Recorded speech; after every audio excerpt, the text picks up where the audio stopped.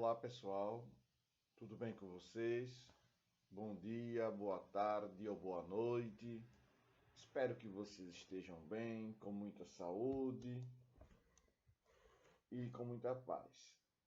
O conteúdo de hoje, nosso, de história, que pertence à base curricular do, muito bem, sexto ano. Sexto ano.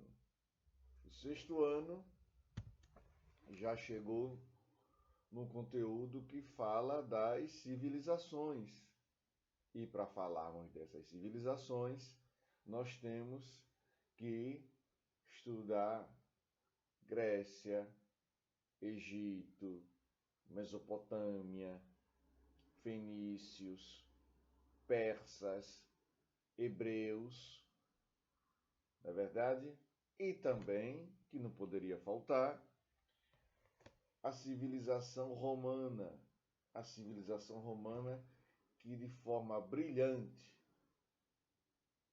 nos influenciou até, aliás, está influenciando até os dias de hoje, principalmente naquilo que se refere à questão política, à questão jurídica, à questão administrativa. O romano, a civilização romana está nos influenciando. Perfeito? Vamos lá? E aí temos uma situação importante, que é a situação em referência ao Império Romano. Volto a falar, volto a dizer, a bater nessa tecla. O Império Romano tem uma situação de auge do período romano, um auge. Os períodos romanos são aqueles períodos monárquicos, onde o rei tem força e poder e influência. Logo em seguida surge a figura do período, aliás, figura não, a situação do período republicano e logo em seguida o período imperial. Então, nós temos três períodos em Roma: o período monárquico, o período republicano e o período imperial. No caso do sexto ano, nós estamos vivenciando o império, e esse império tem situações em que ele não vai surgir de uma noite, do dia para a noite. Não, não. Ele vai surgir aos poucos. As tentativas que os romanos fizeram de ter uma organização administrativa forte, consistente, em que os privilégios eram dados aos patrícios, isso vai gerar uma série de conflitos, uma série de situações inusitadas, diferentes. E esses conflitos vão ser o calo para os romanos, porque na tentativa de tomar medidas para que esses conflitos não prossigam, eles voltam, vira e mexe, eles retornam, aparecem novamente. Conflitos que eu estou mencionando são aqueles conflitos entre patrícios e plebeus. Os plebeus queriam uma reforma, aliás, várias reformas. A reforma agrária, por exemplo, a divisão igualitária das terras. Esse era o desejo dos plebeus. Por outro lado, os patrícios não desejavam isso. Queriam somente aumentar o seu prestígio, o seu poder, e não permitindo que qualquer administrador que estivesse à frente de Roma fornecesse, desejasse ou assinasse qualquer decreto que fosse dar privilégios para os plebeus, ou também fosse dar um ar de equilíbrio, de igualdade social, melhor dizendo.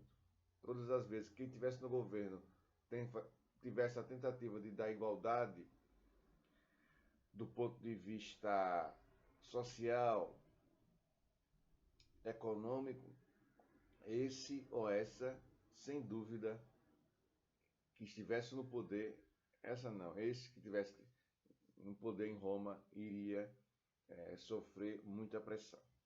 Pois bem, Após esse momento introdutório, vamos começar a abrir o nosso livrinho na página 248.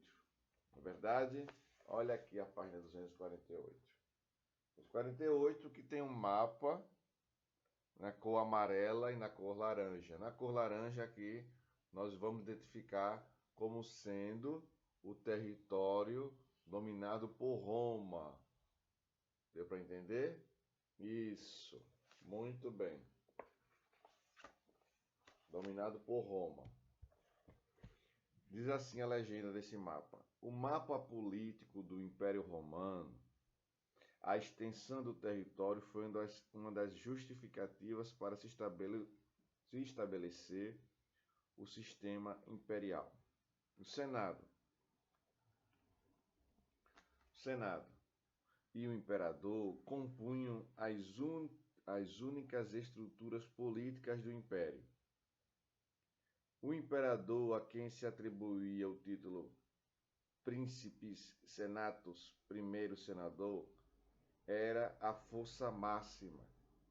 Embora tivesse perdido muita força política, o Senado conservou algumas funções. O que ele quer dizer com isso? Que o Senado perde força política com a chegada do Império, mas ele não deixa de existir, ele está ali existindo, mesmo com o Império.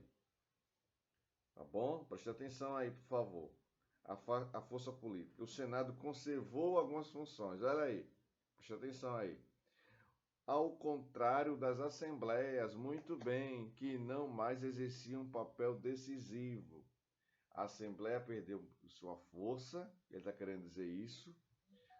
No entanto,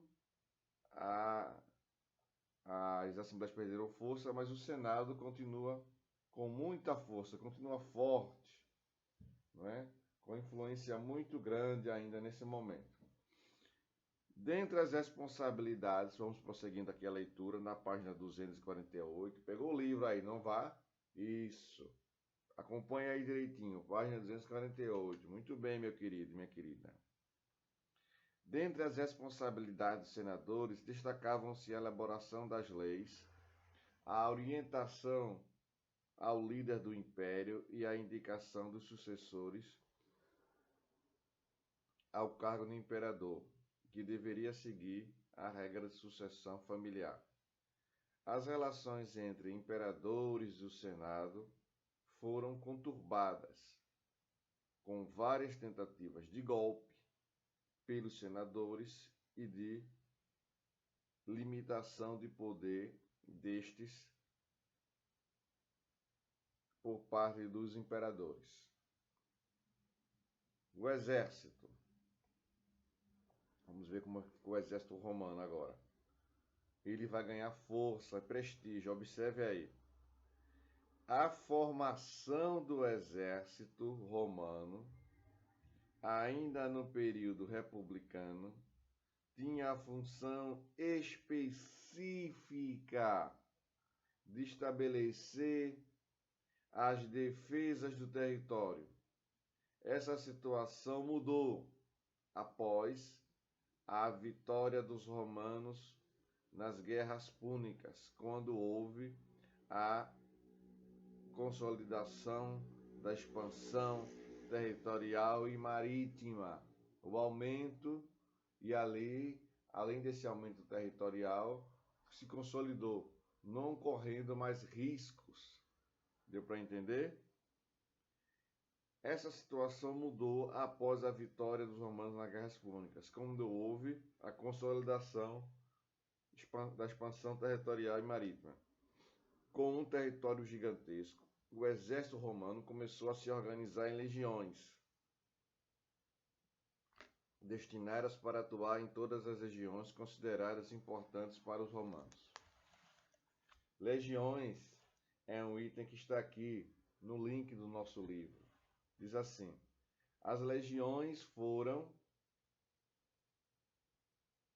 as unidades do exército romano compostas de 1.000 a 8.000 soldados, de acordo com a importância, comandadas por generais leais ao império, não é? Falando de legiões, designadas para atuar em todas as regiões consideradas importantes pelos romanos. Saindo da página 248, vamos para a página 249. O imperador Otávio Augusto resolveu diminuir o número de legiões, que chegou a ser 66. A intenção era controlar a classe militar, que de fato era a base da sustentação dos governos imperiais. A ordem equestre, composta pelos oficiais e comandantes das legiões, tinha direito a algumas terras em função de vitórias nas guerras e cargos públicos de destaque. Não é? Cargos públicos de destaque. E aqui, na página 249, nós temos essa imagem que vai retratar um pouco da característica ou das características do exército romano e toda a sua força. Vamos lá? Pronto. Diz assim: característica do Império Romano, e aqui tem a legenda. O exército romano foi uma das estruturas políticas que continuaram importantes, mesmo com a centralização na figura do imperador. Vê a legenda, observa a legenda aí, presta atenção aqui. Os militares eram fundamentais para garantir, né, a permanência do imperador no poder. Era fundamental a presença do exército para garantir a permanência desse imperador no poder e para a defesa deste em caso de tentativa de golpe. Porque ele sabia, ele tinha noção que o cargo dele corria riscos e ele precisava do apoio militar em relação à segurança da própria vida, da vida dos seus familiares, dos seus principais auxiliares. Então ele precisava desse apoio, desse suporte, dessa segurança, dessa proteção do exército. Não é? Na página 249, nós temos o que aqui? Nós temos atividades ainda que a gente chama de atividade praticando conhecimento. Aí diz assim: segunda questão. Vou deixar a primeira para você fazer. A primeira questão você faz. A segunda, vou fazê-la. Com o surgimento do Império Romano, apenas 3 estruturas políticas permaneceram. Comente-as. Letra A figura do imperador. Vamos comentar sobre a figura do imperador. Estrutura política que controlava as ações políticas, econômicas e sociais. A participação nas decisões foi limitada, restringindo-as ao imperador que subjugou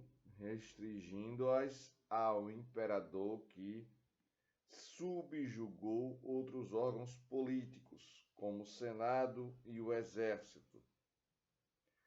A sucessão do imperador se dava com seu descendente direto, o filho primogênito. Repetindo, a sucessão do imperador se dava com seu descendente direto, vírgula, o filho primogênito. Professor, o que significa primogênito aí? Primogênito significa o primeiro. Primogênito significa o primeiro. Ponto. Primogênito, ponto. Em caso de não ter filhos, em caso de não o ter, vírgula, assumia o parente mais próximo. Assumia o parente mais próximo. Vamos para a página 250. Diz assim: letra B, o Senado. Colocar o que aí? Vamos lá, responder. Muito bem, isso mesmo, a resposta é essa. Ao lado do imperador, constituía uma estrutura política importante, mesmo estando subjugado ao seu poder. Cabia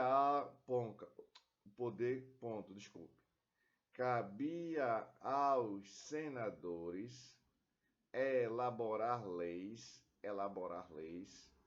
orientar os imperadores e indicar os sucessores ao cargo de imperador.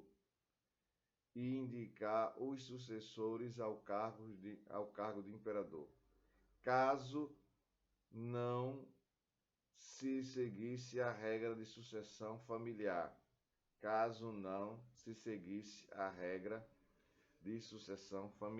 Ponto. Senado. O Senado. Desculpe, isso foi o Senado. Vamos para o Exército agora. Exército. No período, a resposta. Atenção, preste atenção aí no serviço. Isso. No período republicano, vírgula, o Exército tinha a função de defender o território romano. Ponto. Aos poucos passou a ser decisivo.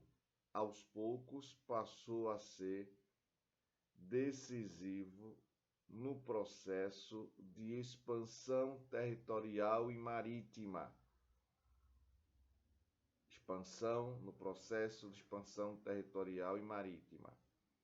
Prosseguindo aí, marítima, ponto. Fortaleceu-se politicamente, vírgula, passando a ser uma classe social com participação decisiva.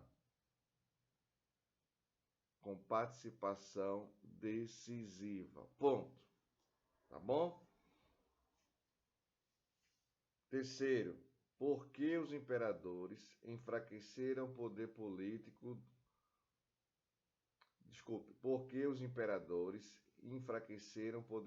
dos senadores?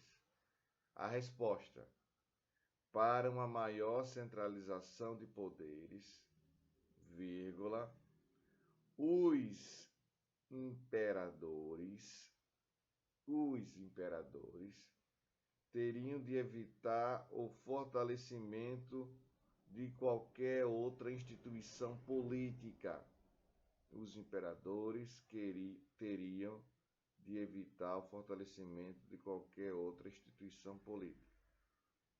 Nesse sentido, Otávio Augusto, primeiro imperador, também assumiu o cargo mais importante entre os senadores, tornando-se primeiro senador. Ponto.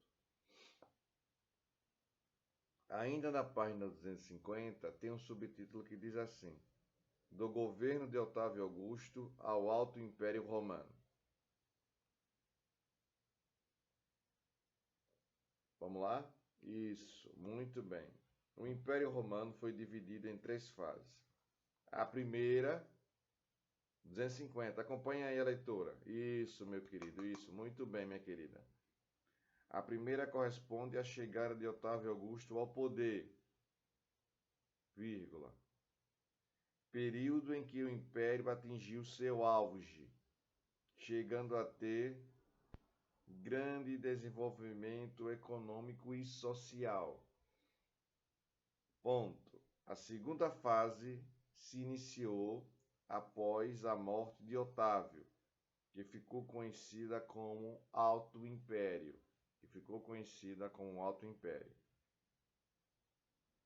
A terceira fase foi o Baixo Império, marcada pela crise e, consequentemente, queda do Império Romano, a crise imperial. Na página 251 tem a descrição exata do governo de Otávio Augusto. Vamos lá. E o Alto Império. 251.